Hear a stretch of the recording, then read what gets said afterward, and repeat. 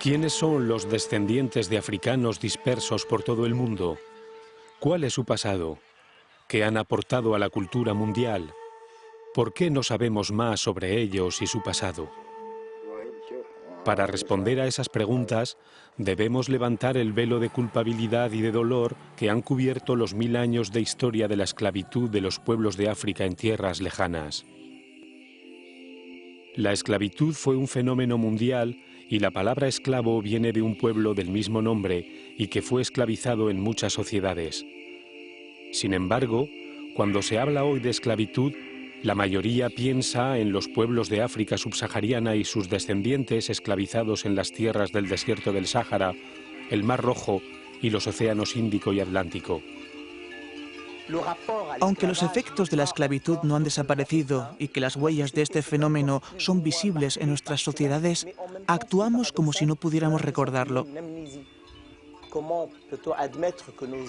Es difícil admitir que quizás nuestros antepasados trataron a seres humanos como mercancías o instrumentos de trabajo. Es un sentimiento de culpa subyacente que pocas veces manifestamos, que callamos casi siempre. Consciente de que la omisión de hechos históricos fundamentales puede ser un obstáculo para la paz y el entendimiento mutuo, la Organización de las Naciones Unidas para la Educación, la Ciencia y la Cultura decidió romper el silencio sobre la trata de esclavos y la esclavitud. En 1994, la UNESCO creó el proyecto La Ruta del Esclavo para destacar la importancia de esa tragedia y sus consecuencias en el mundo actual. En el seno del sistema de las Naciones Unidas, la UNESCO tiene la importante responsabilidad y la misión fundamental de fortalecer la solidaridad intelectual y moral de la humanidad. En ese contexto, la revelación de los momentos dolorosos de la historia de la humanidad constituye una de sus esferas de actividad. La ruta del esclavo y la trata se incluyen claramente en este contexto. Fundamental para nuestra labor son los esfuerzos realizados para dar a conocer mejor las múltiples causas y modalidades que caracterizaron la trata transatlántica de esclavos y la esclavitud en el Océano Índico y el Mediterráneo. Los que olvidan o niegan su historia están condenados a repetirla. Por eso, la respuesta de la ruta del esclavo a la tenaz persistencia de las consecuencias de la esclavitud y la trata es inevitable, ya que su finalidad es contribuir a despejar el camino para que mediante nuestros esfuerzos forjemos un futuro civilizado en beneficio propio. La esclavitud es una gran área de ignorancia. Todo esto creo que es positivo. Saber lo que no sabemos es una ganancia. La UNESCO ha conseguido reunir a personas de origen africano de todo el mundo, africanos y personas de otros orígenes, para formarse una idea de la diáspora africana. Me parece que es preciso hacerlo para que se entienda el verdadero sentido de la historia. La trata de esclavos, que transformó literalmente la composición de la población mundial, no fue la primera migración importante de africanos. La primera diáspora africana fue la migración de los antepasados de toda la humanidad, que partieron del continente a poblar el planeta hace 100.000 o 150.000 años. Me parece que es un error hablar de una sola diáspora africana y de asociarla exclusivamente a la trata de esclavos. África es la cuna de la humanidad y millones de personas se desplazaron a Europa y Asia. Lo más importante de ese desplazamiento es que no fue forzado, que no tuvo nada que ver con prejuicios raciales de uno u otro tipo.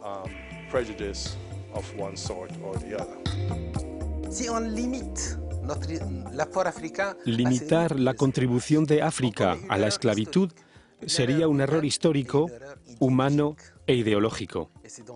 Por lo tanto, debemos tener una visión a largo plazo del sustrato africano de nuestra sociedad.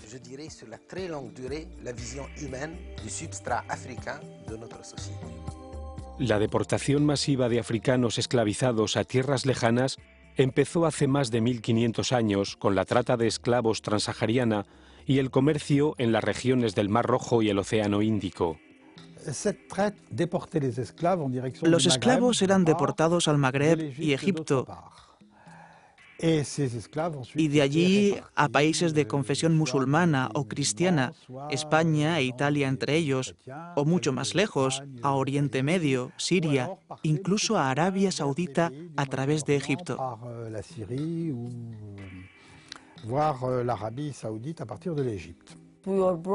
Nuestro pueblo fue desplazado a los Emiratos en el siglo XVI. Los esclavos eran considerados como bienes que se podían intercambiar, vender, canjear y ofrecer como regalo. Los esclavos eran una mercancía. Muchos de nuestros antepasados eran buceadores pescadores de perlas, un trabajo particularmente difícil. Antes del petróleo, esta forma de recogida de perlas era la única fuente de sustento. Durante la temporada baja, muchos se dedicaban al cultivo de la palma, la construcción de embarcaciones y distintas actividades que han contribuido a la prosperidad económica y el sustento de la parte de la población que poseía esclavos. También hay descendientes de africanos en Irán y en todo el Golfo Pérsico, más allá de los Emiratos. La mayoría de estos africanos fueron desembarcados en distintos puertos del sur de Irán. Algunos fueron llevados al interior del país.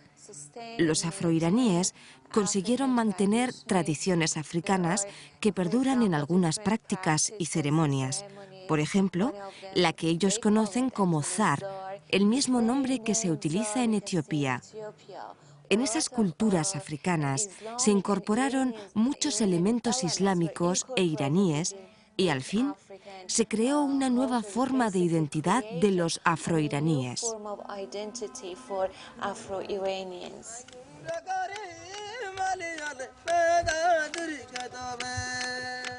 También encontramos descendientes de africanos en toda la región del Océano Índico.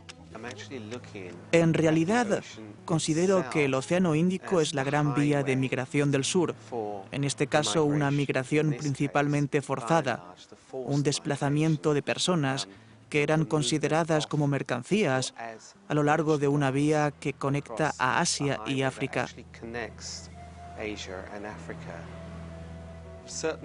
No es posible hablar de la esclavitud en el contexto de esos movimientos sin hablar de las rutas de ese comercio.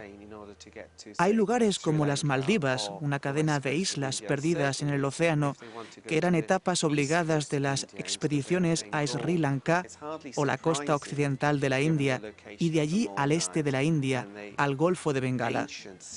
Conociendo la situación de las Maldivas y las tradiciones marítimas de la antigüedad, es lógico que haya allí africanos. Además, las Maldivas eran la fuente de la moneda que se utilizó tanto en el Océano Índico como en el Atlántico para adquirir africanos, las conchas de caurí. Los barcos de la East India Company, por ejemplo, transportaban conchas de caurí a Londres para las empresas londinenses de trata de esclavos. Esos contactos se mantuvieron durante mucho tiempo. Los europeos empezaron a tomar esclavos para desarrollar las islas del Océano Índico, y la inmensa mayoría de las víctimas, aunque no las únicas, fueron africanas. La isla de Mauricio tuvo una función esencial en la trata mundial de esclavos por su situación estratégica. Una de las características de la trata de esclavos en el Océano Índico es que la población de esclavos no estaba constituida únicamente por africanos, pues también se comerciaba con esclavos procedentes de la India y Asia sudoriental. Por ejemplo, se estimó que en la Macarena el 13% de los esclavos eran de la India o de Asia sudoriental, y se observó que durante la ocupación holandesa había un gran número de esclavos malayos en el Cabo de Buena Esperanza. Madagascar también revistió importancia en la trata de esclavos en el Océano Índico y, por consiguiente, tuvo gran influencia en la cultura criolla de las islas del Océano Índico.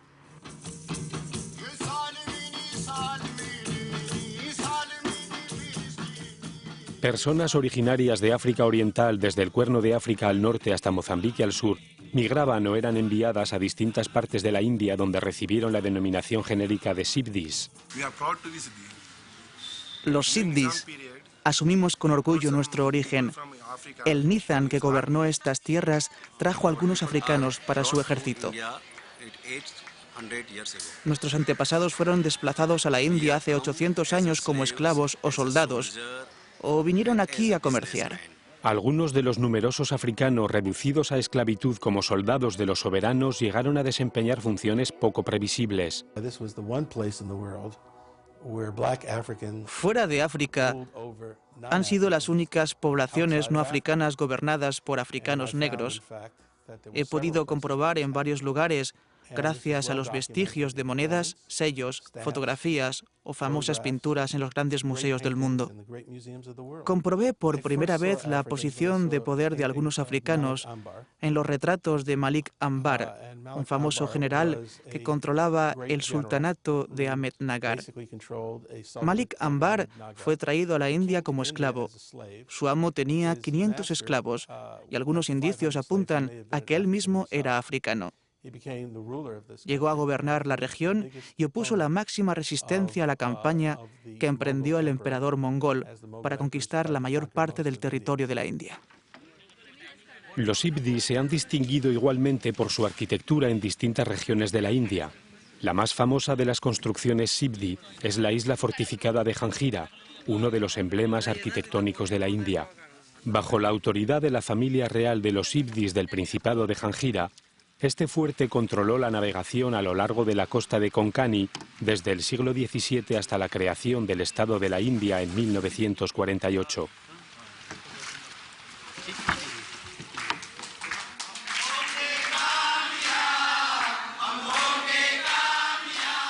Aunque no es frecuente mencionar a los afroindios al hablar de las comunidades de la diáspora africana, muchos Sibdis conocen perfectamente sus raíces en otros dos océanos. Los negros de América del Norte y nosotros somos hermanos. Los africanos también estuvieron presentes en todo el Imperio Otomano, que se extendió de los siglos XVI a XIX. En este caso, es todo el Oriente Medio, es decir, los actuales territorios de Siria, Líbano, Egipto, muy importante en este caso, el norte de África, excepto Marruecos, que nunca fue otomano, y los Balcanes. Los otomanos tenían esclavos blancos, caucásicos, así tenían esclavos blancos y también africanos. En la actual Turquía hay personas de ascendencia africana. Se conoce la existencia de comunidades africanas en la costa occidental de Turquía, del mar Egeo y la ribera del Mediterráneo.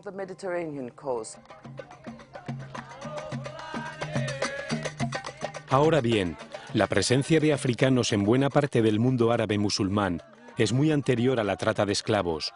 Las regiones del Océano Índico y el Mar Rojo eran un animado teatro de contactos e intercambios entre los pueblos de África, Asia y Oriente Medio, mucho antes de que las expediciones lanzadas en búsqueda de especias y nuevos territorios llevaran a los europeos a esas tierras.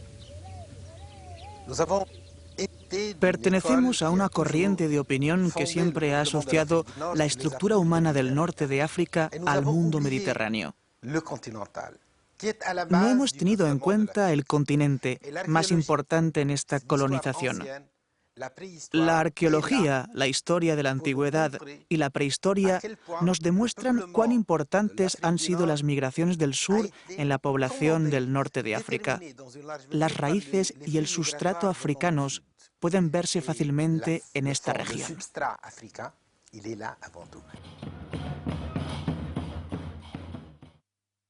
En Marruecos, en el norte de África, los nahuas, cuyos antepasados fueron trasladados a esa región, eran respetados por su dominio de las relaciones con los espíritus y sus grandes dotes de curanderos. Los europeos que llevaron a esclavos africanos a sus colonias de América habían empezado a tomar esclavos en Europa a mediados del siglo XV, más de 50 años antes de extender la trata de esclavos en las rutas transatlánticas. Los portugueses fueron los primeros que practicaron la trata de seres humanos en África. El primer cargamento de esclavos africanos partió hacia Lisboa en la década de 1440, probablemente en 1444. A partir de esa fecha, los portugueses desarrollaron un comercio muy activo de esclavos del África occidental y central, que tuvieron una función muy importante en la construcción de Europa. Por cierto, los ingleses también tenían esclavos africanos. Inglaterra no es uno de los países que se mencionan comúnmente entre los lugares de esclavitud del pueblo africano. Pero cuando los ingleses abolieron la esclavitud en 1772, había probablemente en ese país unos 20.000 esclavos africanos. La esclavitud de africanos se ha querido justificar con toda clase de argumentos, religiosos, científicos e intelectuales. La Iglesia afirmaba que los africanos eran salvajes sin alma, que solo podían salvarse por el bautismo, sin importar que fueran maltratados a muerte. Por ejemplo, los portugueses bautizaban a los cautivos antes de embarcarlos en sus buques negreros. Es un escándalo que ese acto se considere como una conversión religiosa. Y sabemos también que en África, en países como Congo, la conversión al cristianismo se acompañó de una expansión de la trata de esclavos. Así, la conversión del Reino del Congo al catolicismo en realidad abrió las puertas a la trata de esclavos en el reino, y los conversos fueron los que participaron más activamente en la trata. Los científicos inventaron el concepto de raza e imaginaron teorías de jerarquía racial y de inferioridad congénita de los negros, la base teórica del racismo europeo. Según ellos, los africanos no tenían historia, cultura ni civilización. Hubo una distorsión en la historia, que la historia fue cambiada a propósito. Entonces, para justificar la compra y venta de esclavos, ¿no? Suponía que eran personas que no eran personas. La esclavitud no conllevó en ningún caso la estigmación de los demás grupos por motivos de raza, mientras que en el caso de las poblaciones africanas, ese estigma se convirtió en un fenómeno mundial.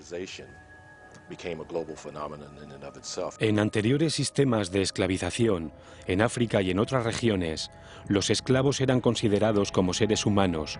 Los esclavos podían integrarse en las familias de los amos, alcanzar posiciones de autoridad, incluso convertirse en familias reales. El sistema de esclavitud que los europeos crearon en América se distingue de los demás porque la raza se convierte rápidamente en el principal criterio. Después de intentar esclavizar a los nativos y de explotar a emigrantes europeos necesitados, los esclavos de América serían exclusivamente africanos. Este sistema de esclavitud como propiedad personal deshumanizaba a sus víctimas africanas.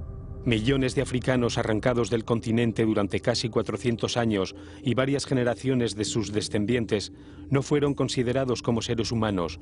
Para regular la esclavitud, los franceses y españoles redactaron las leyes de los códigos negros en las que se definía a los esclavos como propiedad mueble, y los Estados Unidos establecieron en su constitución que solo eran humanos en 3/5 partes.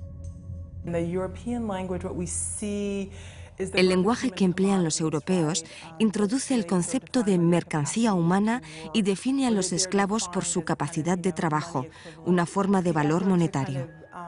Este lenguaje que se utiliza para describir a los esclavos traduce la intención de despojarlos de su humanidad, de presentarlos como una mercancía igual a otras. Amontonados en las bodegas de los buques con otras mercancías, cerca de la 1/5 parte de los africanos desplazados muere en las condiciones inhumanas de una terrible travesía del océano que podría durar entre 6 semanas y más de 2 meses según los puertos de partida y de destino y las condiciones meteorológicas. En el lugar de destino eran vendidos en subasta pública. La vida de los esclavos vendidos no se registraba en los censos de población, sino en los registros de la propiedad de sus amos, con las posesiones de ganado vacuno y porcino, de caballos y de muebles. Es la peor forma de esclavitud que ha existido y no había ninguna solución. Las terribles condiciones de esclavitud podían reducir a solo 7 años la esperanza de vida de los africanos esclavizados que sobrevivían en la azarosa travesía. La necesidad de reemplazarlos continuamente estimulaba la trata. Tanto los propietarios de personas reducidas a esclavitud como los inversores que financiaban los diversos aspectos de ese comercio obtenían jugosos beneficios monetarios. En general, la gente común se encontraba en la vanguardia del comercio. En los primeros años, ciertas empresas tenían el monopolio y éstas se otorgaron derechos exclusivos a aquellos aristócratas participantes, como lo eran los miembros de la familia real inglesa, que financiaron la Compañía de los Aventureros Royales para el comercio en África en el siglo XVII. Pero no creo que estas personas hayan contribuido mucho al crecimiento de la trata de esclavos. Era gente común y corriente en busca de áreas de inversión rentable mediante la expansión del área de comercio.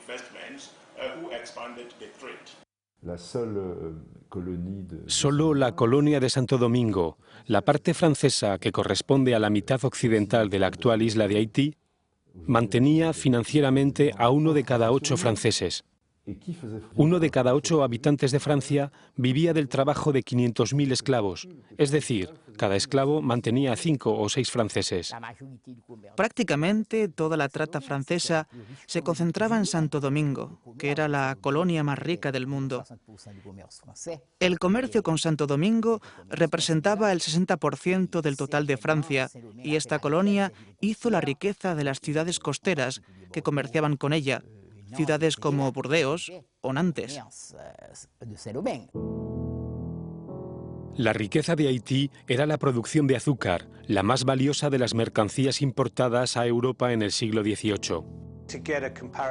El azúcar era entonces tan valioso como el petróleo hoy en día, lo cual nos da una idea de la importancia geopolítica de su cultivo en esa época en el país.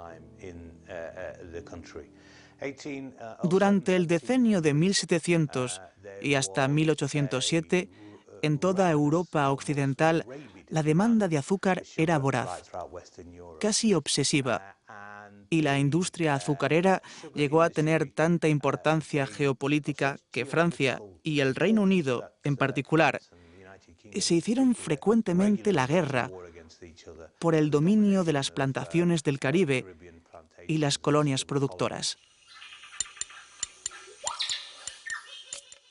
El arroz, otro producto importante del comercio del Atlántico, aunque muchos piensen que proviene exclusivamente de Asia, el África Occidental también lo había domesticado. Los cultivadores de los Estados Unidos pedían a los capitanes de navíos que les trajeran semillas de arroz y negros arroceros, conocedores de la compleja técnica de cultivo. El arroz africano cultivado en los Estados Unidos con los conocimientos de los africanos permitió a los sureños financiar la guerra civil.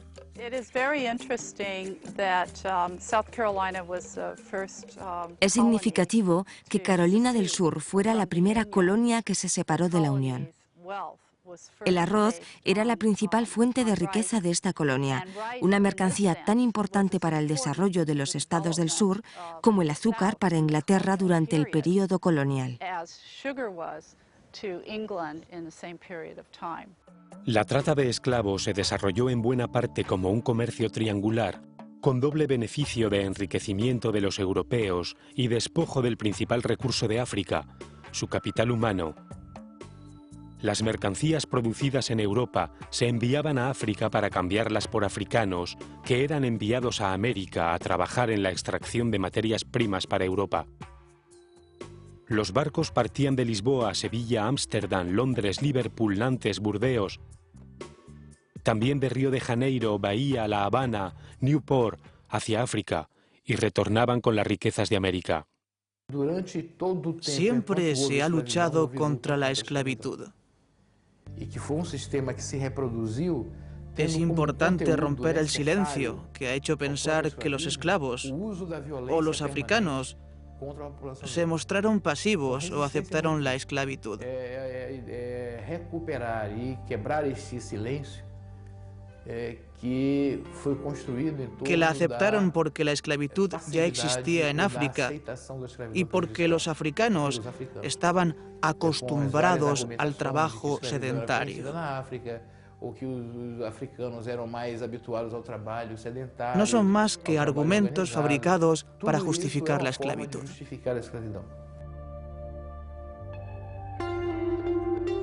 Los africanos resistieron inicialmente en África. La reina Zinga, de Angola, luchó durante más de 30 años contra los traficantes de esclavos portugueses en una guerra que culminó con la negociación de un tratado en 1656. Ahora bien, algunos reyes aceptaron negociar con los europeos y se beneficiaron personalmente de la trata de esclavos, adquiriendo armas para consolidar su poder. Otros africanos que se resistieron a la captura y venta a los traficantes se refugiaron en lugares remotos como el pueblo Tofinú de Benín, que construyó sus aldeas en las lagunas.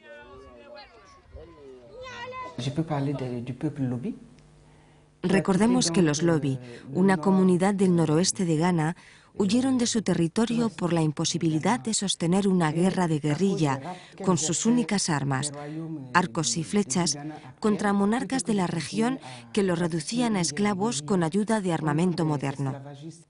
Recordemos también su arquitectura.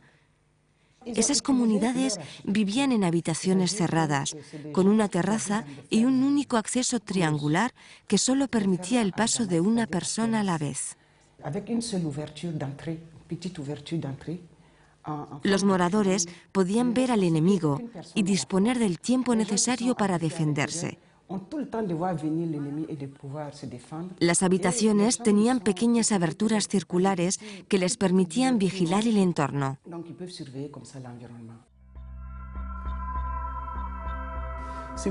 La segunda fase de resistencia se manifestó en los corrales, donde los mantenían en los puertos.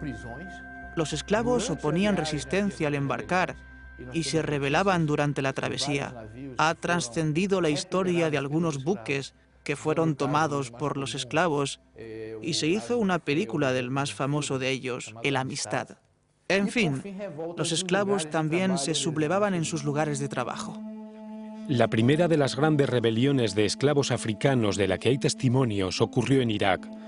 La rebelión de los Zang, como se conoce, duró del año 869 al 883. Miles de africanos reducidos a esclavitud que trabajaban en las salinas del sur de Irak, la mayoría del Cuerno de África, se unieron a otros grupos para sublevarse contra la esclavitud y reivindicar transformaciones sociales. Los rebeldes Zang llegaron a crear un estado propio, cuya capital era Al-Muqtara, y durante 14 años amenazaron y desafiaron realmente al califato abasí. Los esclavos también se rebelaron en América contra sus amos, que disponían de ellos como su propiedad y los obligaban a vivir en lugares inhóspitos. Sabemos que los esclavos no aceptaron ese trato y se rebelaron contra las fuerzas de opresión. En 1522 estalla la primera rebelión en Santo Domingo, seguida de numerosas insurrecciones a lo largo de los siglos XVI, XVII y XVIII en Jamaica, México, Cuba, Brasil, Venezuela, en todos los territorios de la diáspora y en América del Norte, en los Estados Unidos. Ahora bien, la oposición material a la esclavitud no se limitó a las sublevaciones. Muchos huyeron a tierras remotas de esos países y crearon sus propios asentamientos. Los cimarrones de Jamaica, por ejemplo, firmaron con los británicos un tratado de paz que reconocía su libertad en 1739. Yanga, que era de origen noble, se subió a las montañas de Orizaba y constituyó un palenque. Y tuvo varios de sus compañeros de lucha que encabezaron una resistencia armada, combatieron las fuerzas coloniales durante casi 40 años. Finalmente pactaron el virrey y Yanga la fundación de San Lorenzo de los Negros, que es el actual municipio de Yanga. La revolución de Haití es sin duda la más espectacular de las luchas contra la esclavitud, porque esta fue la única sociedad que consiguió librarse de la esclavitud mediante la fuerza. Una victoria que tuvieron que defender contra numerosos ataques de los europeos, que temían que el ejemplo de Haití se extendiera a su zona de influencia. Haití fue la primera república negra libre y la primera república de América que abolió la esclavitud. Haití también apoyó significativamente las guerras de independencia de Simón Bolívar en América Latina, con información estratégica, capital y soldados contra los colonos españoles.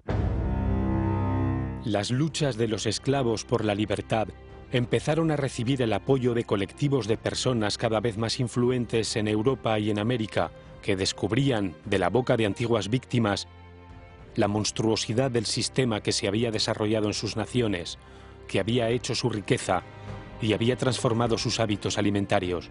Fue cada vez mayor el número de dirigentes de movimientos abolicionistas como William Wilberforce en Inglaterra, Victor Schœlcher en Francia y Frederick Douglass en Estados Unidos, que lucharon para poner fin a la esclavitud. Recordemos aquella admirable carta al Parlamento que empieza así. Nosotros, los obreros de la metalurgia de Sheffield, una famosa localidad industrial del norte de Inglaterra, pedimos que se ponga fin a esta barbarie.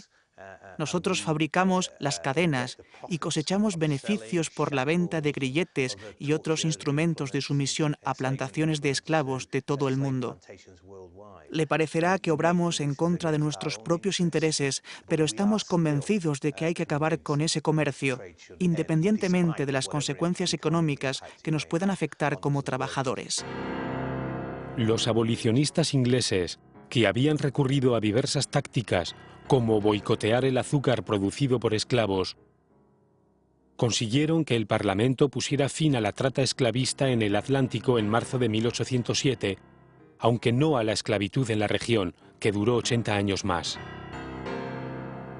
Conviene hacer dos últimos comentarios sobre el prolongado proceso que tuvo lugar durante ese largo siglo de abolición de la esclavitud que, como recordarán, comenzó en 1791 con la Gran Rebelión de los Esclavos de Santo Domingo y finalizó en 1886 en Cuba y en 1888 en Brasil.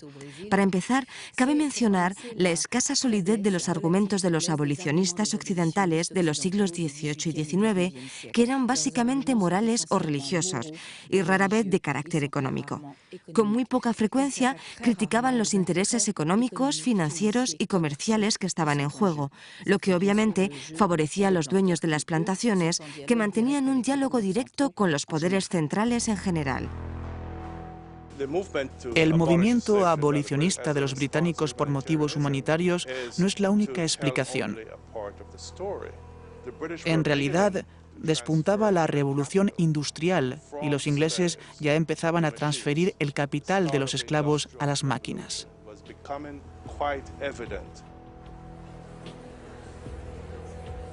Es irónico que tras la abolición de la esclavitud fueran los dueños de las plantaciones, no los esclavos que tanto habían trabajado, quienes recibieran compensaciones financieras por la pérdida de la mano de obra gratuita por parte de los gobiernos, las aseguradoras e incluso de los propios esclavos ya emancipados. Si se examina el periodo durante el cual se abolió la esclavitud en siglo XIX, se ve que el gobierno pagó a los dueños de plantaciones unos 20 millones de libras esterlinas a modo de compensación. Creo que eso equivaldría hoy a unos 3.500 millones de libras, lo que probablemente representa unos 10.000 millones de dólares. Esa es la magnitud de la compensación que se les pagó. En los distintos lugares, los esclavos no recibieron indemnizaciones, ni tierras, ni medio alguno que les permitiera empezar de nuevo desde el punto de vista económico y social. En cuanto a la utilización de esa indemnización por los dueños de las plantaciones, existen grandes diferencias entre los ingleses y los franceses en la manera de usarla. Los ingleses no reinvirtieron casi nunca la indemnización en las colonias, mientras que los franceses que poseían plantaciones reinvirtieron la mayor parte de de esa indemnización en las colonias porque se crearon bancos a su servicio y organismos de crédito que posibilitaron el desarrollo del monocultivo del azúcar y la construcción de grandes centrales azucareras. En marzo de 1855, el gobierno de Perú les pagó a los exdueños de esclavos un total de 7.651.500 pesos, y en abril de 1862, cuando la esclavitud fue abolida en Washington, capital de Estados Unidos, la ciudad pagó $993.407 en concepto de compensación a los antiguos dueños por la pérdida de sus propiedades humanas, de manera que los mismos que durante siglos se habían aprovechado de la esclavitud se beneficiaron ulteriormente de su abolición.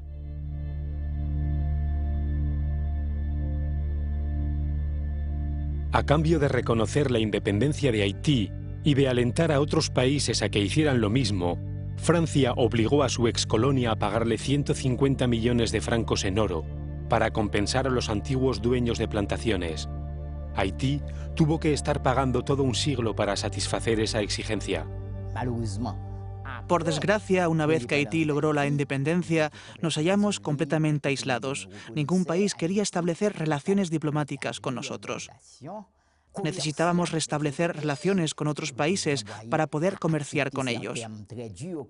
El presidente Boyer tuvo que aceptar las severas condiciones impuestas por Francia como requisito del reconocimiento diplomático. Esta enorme deuda externa de miles de millones de dólares nos causó graves problemas a todo lo largo del siglo XIX.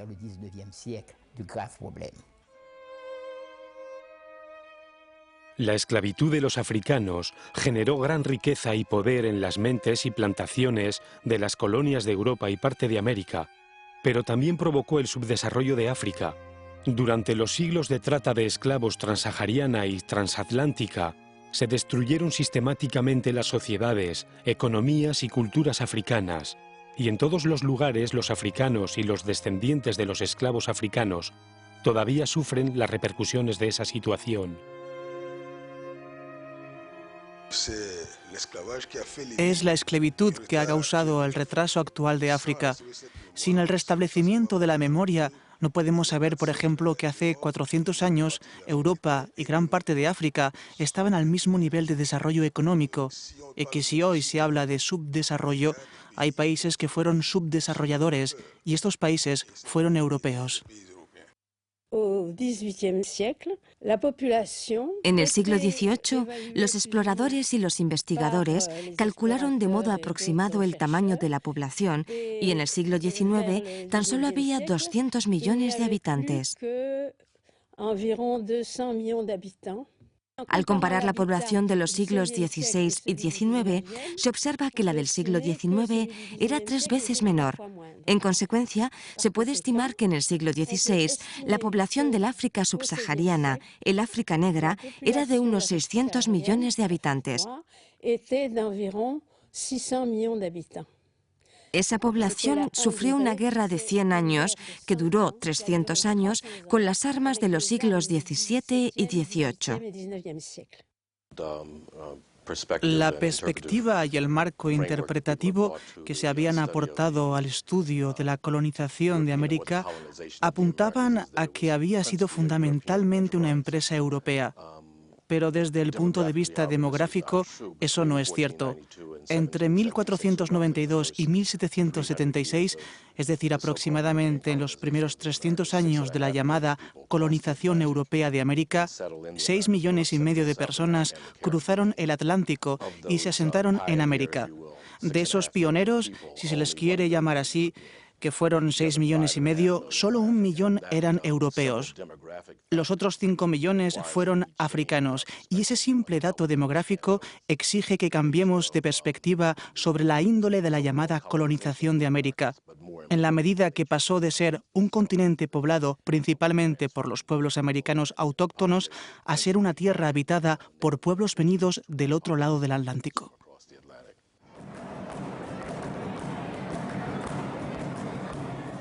Que demográficamente la población africana tuvo una importancia que no se conoce y no se ha difundido y no se ha asumido en la historia oficial.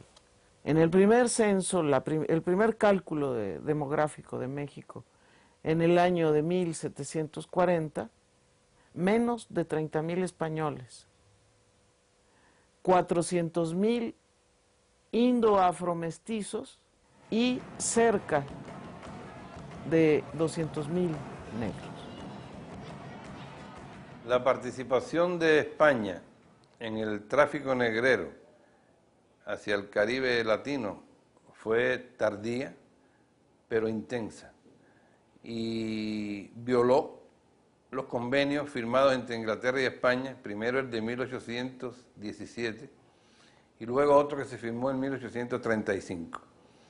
Esto fue un acto puramente formal porque en definitiva el tráfico siguió clandestinamente, ilegalmente, y los ingleses fabricaban barcos que fletaban con las mejores condiciones, pero las peores para los esclavos, y así llegaron al Caribe y particularmente a Cuba casi 2 millones de mujeres y hombres esclavizados, secuestrados a trabajar acá, sobre todo en el primer lustro del siglo XIX y bueno, finales ya del siglo XVIII, se incrementó mucho la introducción de africanos a nuestro país.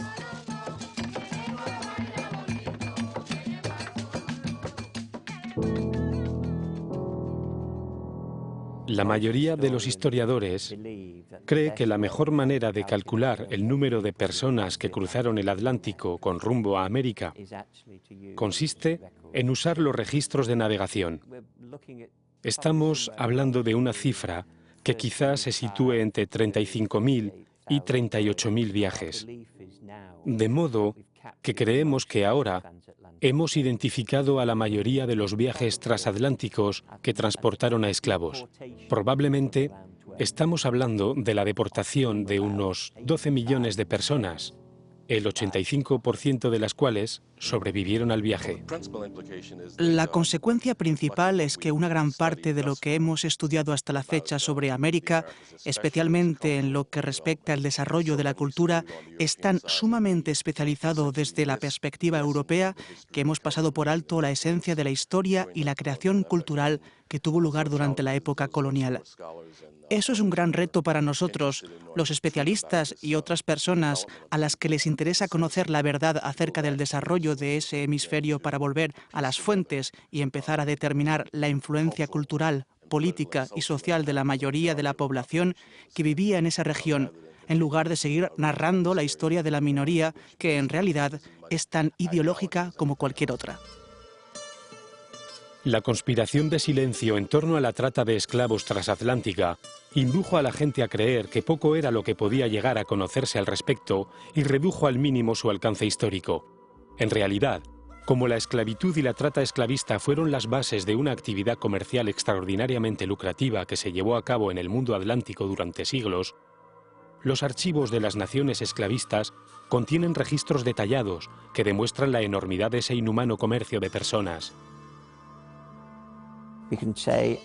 Me parece que ahora podemos explicar bastante, mucho más de lo que nunca creímos posible, acerca de las pautas de edad y sexo de las personas que fueron embarcadas. En el siglo XVII hay un tráfico relativamente equilibrado, pero en su mayoría formado por adultos.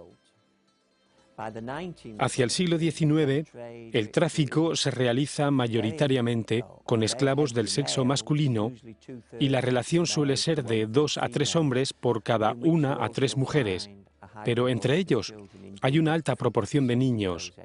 En realidad, se calcula que hasta el 50% de los esclavos puestos en el mercado eran niños, es decir, personas de 14 o 15 años, o aún menores de esa edad. La trata esclavista fue un crimen sin precedentes en la historia de la humanidad, y en esos términos lo calificamos. Sencillamente no tiene comparación con ningún otro crimen en cuanto a su escala, duración y la barbarie de la esclavitud. A pesar de que muchos países que se beneficiaron de la esclavitud de los africanos siguen prefiriendo hacer caso omiso de ese tema delicado y algunos niegan explícitamente que fuera un delito, En la Conferencia Mundial contra el Racismo, la Discriminación Racial, la Xenofobia y las formas conexas de intolerancia, organizada en el 2001 por las Naciones Unidas, los representantes de países de todo el mundo también declararon que la trata de esclavos y la esclavitud constituían un crimen contra la humanidad. Reconocemos que la esclavitud y la trata de esclavos, en particular la trata transatlántica, fueron tragedias atroces en la historia de la humanidad, no solo por su aborrecible barbarie, sino también por su magnitud, su carácter organizado y especialmente su negación de la esencia de las víctimas. Francia fue el primer país que reconoció a la esclavitud y la trata de esclavos el carácter de crimen contra la humanidad, cuando el 10 de mayo del 2001 el Parlamento francés aprobó una ley al respecto que hoy se conoce como la Ley Taubira, propuesta por la diputada de la Guyana francesa, Christiane Taubira. No obstante, Haití fue el primer país que condenó la esclavitud y la tipificó como delito en su legislación. De modo que todas estas personas que vivían en Francia exigieron que se reconociera el pasado esclavo, el origen diferente. Y creo que fue para satisfacer esta petición que el gobierno francés reconoció por fin, después de tantos años, que la esclavitud es un crimen contra la humanidad. Quisiéramos que esta fecha fuera algo más que simbólica. Quisiéramos que la esclavitud y sus consecuencias sociales y económicas se integraran en todos los textos de historia, geografía e incluso de economía. Por último, quisiéramos poner de manifiesto cómo la esclavitud promovió el desarrollo de las sociedades capitalistas de Europa. Eso es lo que deseamos.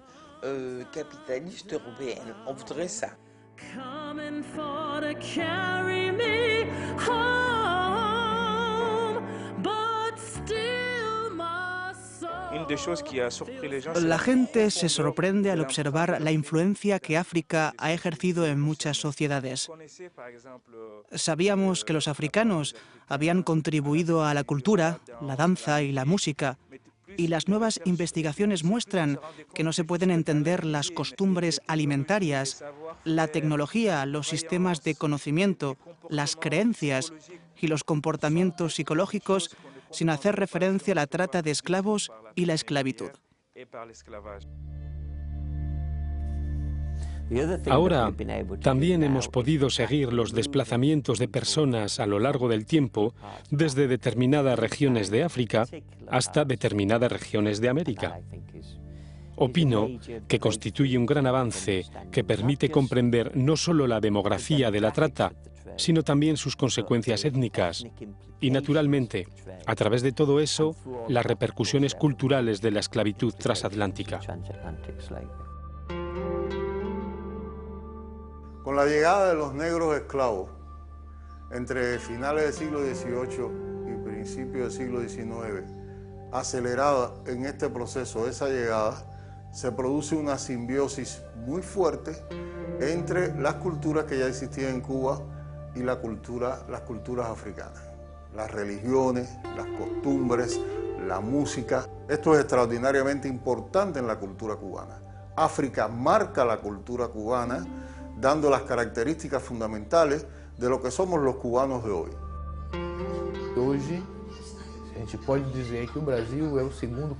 Brasil es el país que cuenta con la mayor población negra fuera de África. Los negros se mezclaron en Brasil y crearon formas de solidaridad y complementariedades interafricanas.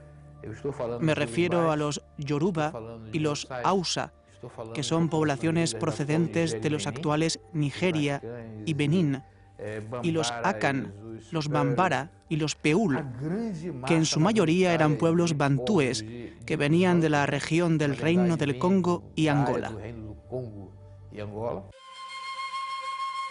Los negreros europeos y euroamericanos no llevaban a los africanos a América únicamente para realizar trabajos no cualificados, sino que escogían a muchos de ellos en función de las competencias especializadas que poseían, por ejemplo, para cultivar el arroz y trabajar en las minas de oro del África Occidental. Cuando hablo de un sistema de conocimiento, pienso en la situación reinante en el siglo XVIII, cuando la mayoría de la población del mundo vivía en zonas rurales y la agricultura era algo inevitable. En un mundo sumamente urbanizado y modernizado, olvidamos lo importante que es saber utilizar las tierras en distintos tipos de entornos, y entonces era cuestión de vida o muerte poseer esos conocimientos. Al estudiar de ese modo el periodo de la esclavitud en las plantaciones y los sistemas alimentarios, opino que se arroja luz sobre la magnitud de las contribuciones de los pueblos esclavizados a la historia de la agricultura en América. Otra de las tradiciones importantes era la minería, y no es ninguna casualidad que cuando a principios del decenio de 1700 se produjo la fiebre del oro en Minas Gerais, se trasladara a africanos denominados Mina, desde la región de El Mina. Las contribuciones tecnológicas de África al desarrollo de América apenas se reconocen y se camuflan bajo el racismo omnipresente derivado de la esclavitud, que ha negado los conocimientos técnicos y logros de África.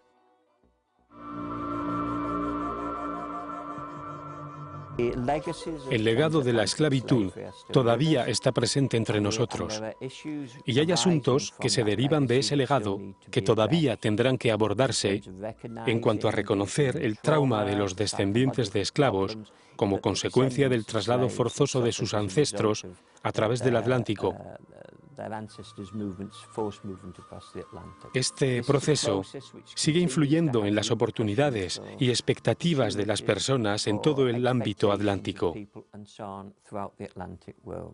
El tema del racismo, que se derivó de la esclavitud y la trata de esclavos, ha afectado a toda la humanidad. Ha dejado su importancia en la cultura, en particular en la cultura occidental, pero no solo en ella, ha afectado al mundo entero. En algunas regiones de Túnez, la palabra que se usa para designar a un negro es esclavo, abd, mientras que para un blanco se usa la palabra or, que quiere decir libre. Cuando usted le pregunta a alguien, ¿por qué dice usted que esa persona es un abd? Es un hombre negro. ¿Por qué no dice usted que es un hombre negro? La persona responde, ah, sí, es cierto. Porque en realidad, para ellos, abd no significa esclavo, significa negro. El color de la piel de algunas personas las marca como descendientes de esclavos, incluso cuando se trata de inmigrantes recientes de piel oscura. Todavía existen reticencias y lugares en que el tema sigue siendo tabú o no se toca fácilmente, aunque creo que esos temores irán desapareciendo poco a poco, porque las poblaciones más afectadas por la trata de esclavos insistirán en que esa memoria salga a la luz.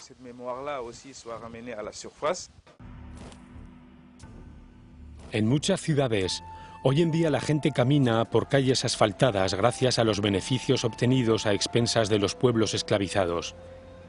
En Nueva York, las personas caminan literalmente sobre los restos de los esqueletos de los esclavos africanos y sus descendientes que ayudaron a construir la ciudad y están enterrados en el cementerio africano, el cual se encuentra debajo de Wall Street, que es la capital financiera del mundo. A ambos lados del Atlántico, en las aguas del sur de los Estados Unidos en la costa de Florida y del norte de Europa en la costa de Noruega, las excavaciones realizadas en dos pecios que sirvieron para transportar esclavos, el Henrietta Marie y el Fredensborg, revelaron historias que hasta entonces estaban ocultas. Las investigaciones están dando a conocer conexiones culturales insospechadas en el seno de la diáspora y maneras en que las personas y culturas de origen africano han influido en los que entraban en contacto con ellas. Elementos culturales similares viajaron desde África hasta otros lugares lejanos del mundo. No cabe duda de que el malunga que tocan los ibris en Gujarat, en el Océano Índico, se parece al berimbau que tocan los afro-brasileños en el Atlántico.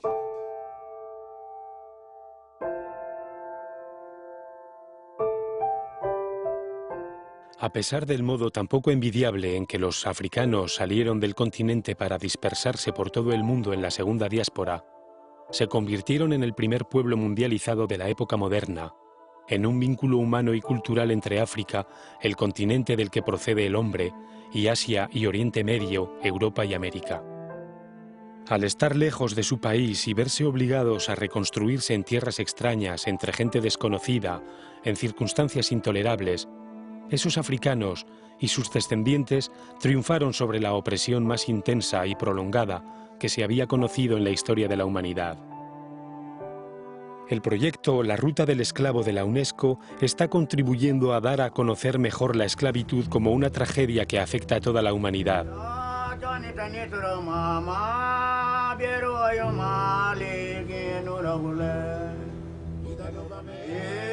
Al conocer este capítulo silencioso de la historia mundial, podemos entender mejor la genealogía que vincula a la trata de esclavos con otros crímenes contra la humanidad y con las nuevas formas de esclavitud.